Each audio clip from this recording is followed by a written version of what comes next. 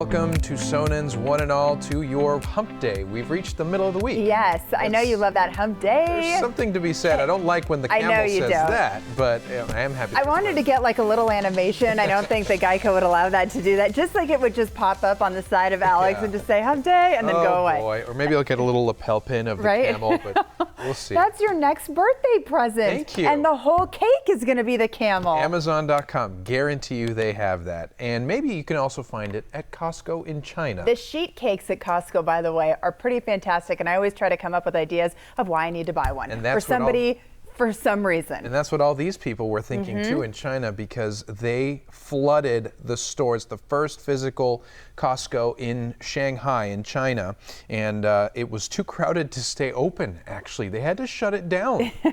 Whoa, because look at that shot. So nuts. I know. Yeah, like that's security right there.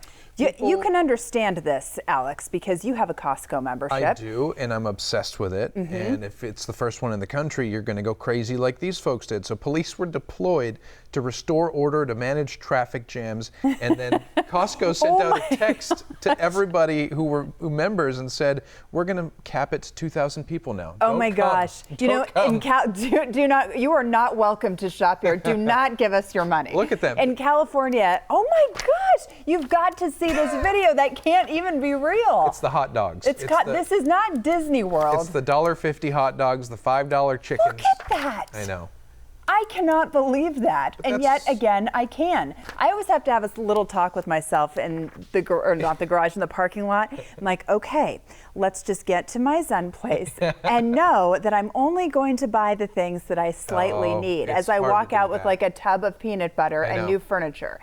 You always go in there expecting to spend $50 and you end up spending $150 somehow. I don't know if that's happened to you, but you get to the register and the checkout. What are you going to do? You're going to say, you know, I have to put some things back. No, it's so true. And then you get, and everybody is so nice at Costco. Have you ever noticed that? Because they treat their employees so well. And they're just like, hi, how are you doing? And your whole face just like gets so upset because you see how much you've spent and you're like, what did I really even buy? It happens just like Amazon and just like Target. So we have to talk about this amazing story. This guy lost a lot of weight in a very unconventional way. Take a look at this before and after picture. Isn't that stunning? It is stunning. So this is 30-year-old Antonio Martinez of Chicago. He was tired of being stuck at his desk all day in his 5XL t-shirt, and he started doing Instacart, which means he goes and grocery shops for people through this app. And so that gave him exercise. And what he said was he started seeing what healthy people were eating. Right. And he modeled it. He copied them. He started eating keto, and next thing you know, keto's also the key to that as well. Next thing you know, he's just melting away the pounds. Have you ever gone on Instacart? Have you ever gotten an account? But I should. It's fantastic. As long as you remember to pick it up, because I've done that before. You go through the whole list and I'm like, I am so savvy shopping on my computer, and I'm like, I'm going to pick it up tomorrow. And then I get this little ding. It's like, you know, like you have been blacklisted from Fry's or so, you know, forgetting it's like sitting out in the parking lot somewhere and some man is like, seriously? But that's unbelievable. Anyway, Costco and grocery shopping. I know. What's the other thing we were going to talk about? Oh, can we skip over to Steve Jobs? Do we have time for that? We have time for, I think, a couple more things. Okay. So let's talk about the 21st century and what that means as far as lies. So here's Steve Jobs, and we're going to go back to that in a second.